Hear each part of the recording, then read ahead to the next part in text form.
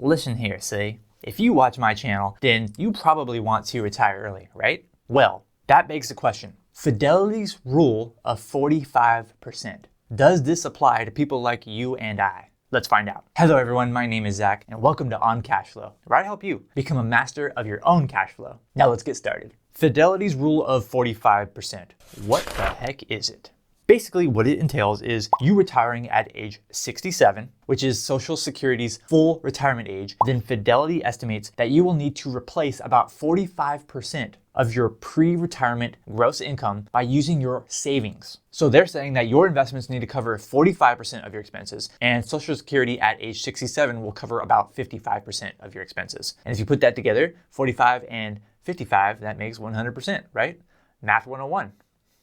Okay, but seriously, this is from Fidelity. So you can see if you retire at age 67 and you save about 15% of your pre-tax income, they say that you could use about 4.5% of an initial withdrawal rate and adjust upwards for inflation. They say that you should have at least 10 times your annual income saved in order to retire, and you would live through age 93. But you need to have at least half or more of your investments be in equities. So that's basically Fidelity's rule of 45 in a nutshell. And of course, there's lots of assumptions and lots of data and stuff that goes into generating that 45%. But you know what? I've done my own research in the past where I've done lots of different scenarios on how much you need to retire at various different ages. Okay, I have a whole nother video on that where basically I say, if you want to retire by 30, 40, 50, 60, then this is how much you need to save in order to retire at 67. And if you're interested in that video, make sure you stay to the end of this video, okay? Because I'm going to redirect you to that video. Now, in order to help understand the 45% rule that Fidelity has a little bit more, let's take a look at some of their other assumptions that they have. So, down there in the fine print, they assume that you do not have any kind of pension income. They assume that your wages are going to grow by at least 1.5% every year. That's over the rate of inflation because they call it real wage growth. And then in order to come up with the 45% rule, they say that their scenarios have to have at least a 90% chance of success. And then one more thing that they assume is they assume that you start saving when you're age 25. Between the ages of 25 and 67, that is about when you need to be saving that 15% in order to reach about 10 times your annual income in investments. So that is for Fidelity's rule of 45%. But they have another rule that you might not have heard of, and it's very similar, except for it is for if you want to retire early. In their definition, when you retire early is when you take the earliest amount that you can take Social Security. So looking at their chart here, if you want to retire early at age 62, which is the earliest that you can start withdrawing your Social Security, instead of 45%, you're going to need 55% to come from your own investments. That means that Social Security would replace about 45% of your expenses, and you have to make up the difference, which is 55% in this case. They also estimate that you'll need at least 14 times your annual income saved up in your investments, and that if you save from age 25 to 62, you're gonna need to save about 25% of your pre-tax income. And then things change a little bit. Your withdrawal rate goes to 3.9% if you want to retire at age 62 and have your money last until the same age, which was 93.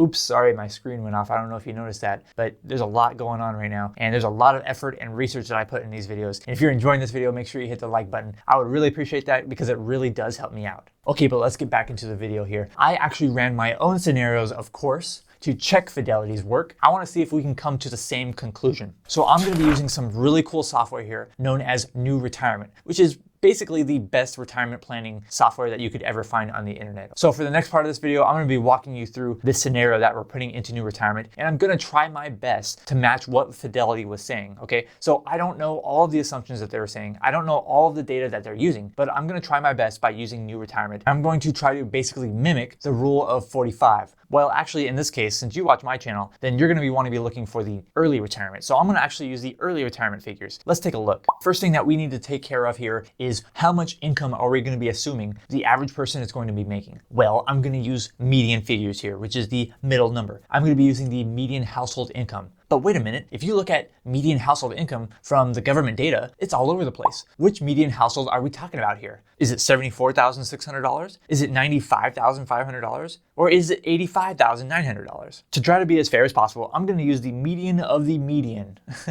if that makes any sense, which is literally the median of all households, regardless of household type, okay? And for that number was $74,600. So that's the income that I'm going to be using here. Fidelity said that you need about 14 times your annual income. So I'm gonna take 14 times $74,600, and that gives me just over $1 million. $1,044,400 to be exact. And we're gonna assume that you're gonna earn about 7% on average through your investments. I'm also gonna add in there a checking account, a savings account, and maybe one that has a little bit of an emergency fund, right? I'm gonna put $15,000 of cash, and you're gonna earn an average of 3% interest on that cash. Next up, we have home and real estate. I'm gonna put that you own your home, you have no mortgage, because this is assuming that you are retiring with no mortgage. And I'm just gonna put Texas, just because they don't have any state income tax, and so it's gonna be easier for me to not have to account for state income tax. Haha.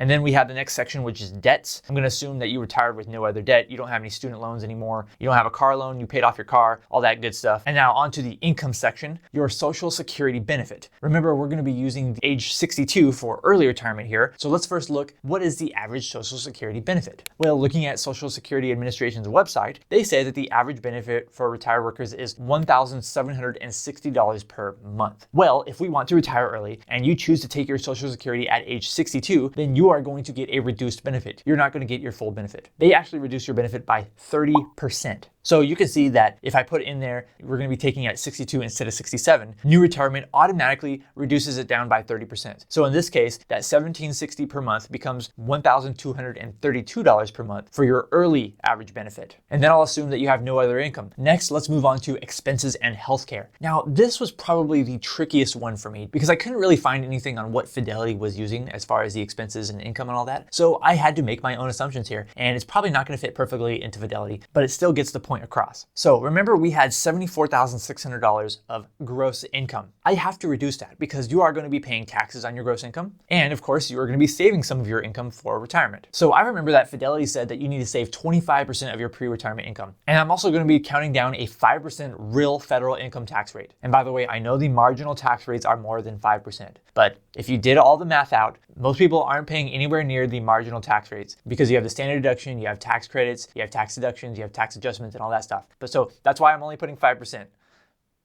I can see you leaving a comment right now, but just hear me out. So I'm going to adjust the income down by 30%. So $74,600 times 70%, that would equal $52,220. Divide that by 12 to get us a nice little monthly figure, $4,352 per month. One other thing that new retirement makes me put in is the money flows, where it basically says if there's any excess income, where are you going to put it? Well, I'm going to put it right there into that savings account. Then we have the estate planning tab, which is actually very important, but not for this scenario. Let's move forward, and the profile and goals. This person is about to retire, and they're going to retire early at age 62, so I had to put that in the profile. And then we have to go to our assumptions. And hopefully these assumptions are very similar to what Fidelity was assuming. But one thing Fidelity did say is that they were going to live till 93. So that's what I'm going to put as well. And then I have to assume what the inflation rate is going to be. So I put the inflation rate is going to be 3%. And this is pretty much in line with what the historical average inflation rate has been. And in order to be a little bit more conservative, I'm also going to put in here that the tax rates are going to revert to 2017 because the Tax Cuts and Jobs Act is supposed to actually expire. And if it does, that means that we're going to revert back to the tax rates that were in 2017. Now, here's the fun part here,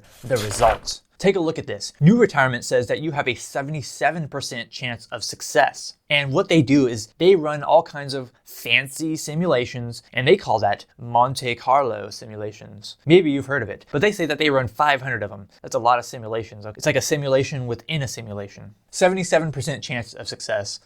It's not bad, right? But it definitely isn't the 90% that Fidelity says. Now, to be fair, they might be using a little bit of different assumptions than I was using, but I try to do my best here. Let's look a little bit deeper into this. So you can see that the starting expenses are actually more than the starting income. So this definitely is something that is going to affect the chance of success that new retirement has. Some of the reasons on why the chance of success might be only 77% is that new retirement adds Medicare after 65, and then they assume additional health expenses beyond age 65, which is probably pretty practical. New retirement also adds income tax because, look at this, I put that your money was in a traditional IRA, which means that you're going to be paying taxes on the amount that you take from your traditional IRA. I don't know if Fidelity was assuming money was in a traditional IRA, was it in a Roth IRA, was there a mix of the two? I'm not really sure. But when I put the money that was in a traditional IRA, new retirement had to account for increased income taxes in the future. But here's another thing that new retirement also assumes that I'm not sure if Fidelity assumes as well. It assumes that you have to pay for long-term care at age 91. So it says that you have about 2 years of paying for long-term care. And if you know anything about long-term care, which I don't, it's very, very expensive. And that could probably affect your chance of success. So maybe if we didn't have those additional assumptions that new retirement does, maybe that would be over 90%.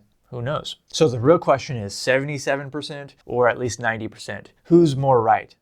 I don't know. Does Fidelity use the same assumptions as New Retirement? Probably not. But what I can tell you is that I think that New Retirement is an excellent retirement planning tool, and I'm so glad that I found it because I use it all the time to run different scenarios. It's really fun to use. Now, there is a free version and there is a paid tool. So a lot of the parts that I was using today was part of the paid tool. But if you want to try New Retirement out for yourself, you can just go to my link in the description below on cashflow.com/resources. And on that page, you can see that I clearly say New Retirement and what it does. So you can go on there, you can click through there, and you can try out New Retirement for yourself. And I think that they even offer a free trial. So you can try out the pro tools if you want to as well for free. But one thing I'm really glad that New Retirement does have is that it does assume that you're going to be paying for Medicare after age 65, which is realistic. And it does also assume that you're going to probably have to have a plan for long-term care, whether it be through how you're going to pay for it or whether you're going to have family. So it walks you through all that stuff. And I never really thought about that when I was building my own retirement plan. But now that I have New Retirement, I'm glad that I can account for that. But now this leads me to the big question here. I want to know from you in the comments below. What do you think of Fidelity's rule of 45%? Or conversely, their rule of 55% if you are retiring early at age 62. Do you think that this rule is a good little guideline to follow, or do you think it's trash?